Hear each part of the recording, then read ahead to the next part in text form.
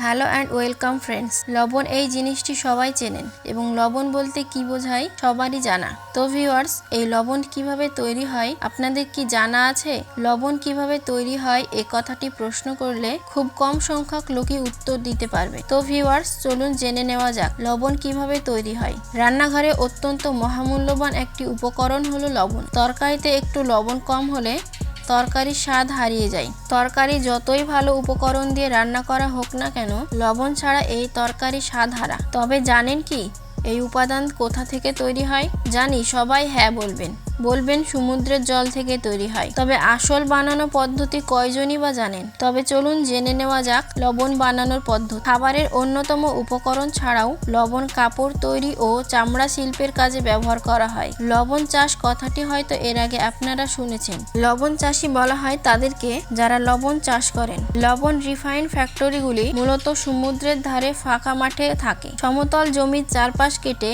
মাটির আল দিয়ে ঘিরে উঁচু বেড়ার মতো করে কয়েকটি ছোট ছোট প্লট করা হয়। সেই জমির ওপর পলিথিন বিছিয়ে দেওয়া হয়। পলিথিন বিছিয়ে দেওয়ার কাজ কমপ্লিট হয়ে গেলে নদী বা সমুদ্র থেকে শ্যালো মেশিনের সাহায্যে নোনা জল তুলে সেই প্লটগুলিকে ভরা হয়। এইভাবে টানা রোদে 6 থেকে 8 দিন জল রেখে দিলে প্রখর রোদের তাপে জল বাষ্পীভূত হয়। জল বাষ্পীভূত হয়ে যাওয়ায় লবণ জমতে শুরু করে ওই পলিথিনের উপরেই। তখন লবণ চাষিরা একটি বড় কাঠের তক্তার সাহায্যে সেই লবণকে একত্রিত করে খোলা আকাশের নিচে। লবণ চাষিদের এমন ভাবে লবণ তৈরি করতে দেখলে না লবণ তরকারিতে খেতে ইচ্ছে করবে না। আধুনিক প্রযুক্তিতে বাজারে এসেছে নামি দামি নানান ব্র্যান্ডের কোম্পানির লবণ। সেই সমস্ত লবণের দামও বিভিন্ন। জমি থেকে এই লবণ সংগ্রহ করার পর তা নিয়ে যাওয়া হয় ফ্যাক্টরিতে। বাজার থেকে কেনা প্যাকেট লবণ অত্যন্ত মিহি হলেও জমি থেকে লবণগুলি বড় বড় দলা আকারে থাকে। সেগুলিকে ফ্যাক্টরিতে নিয়ে এসে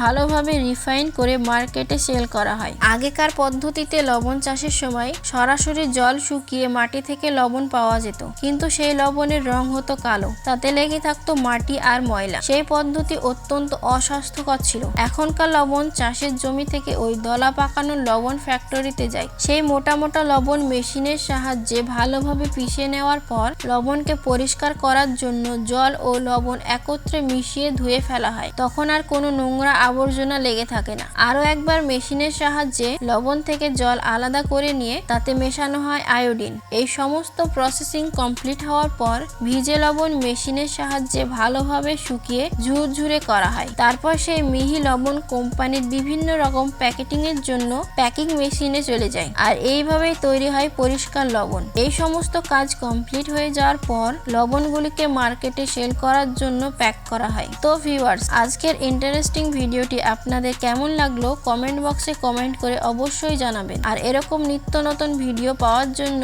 আমাদের চ্যানেলটিকে সাবস্ক্রাইব করে নোটিফিকেশন অল করে রাখবেন। ধন্যবাদ।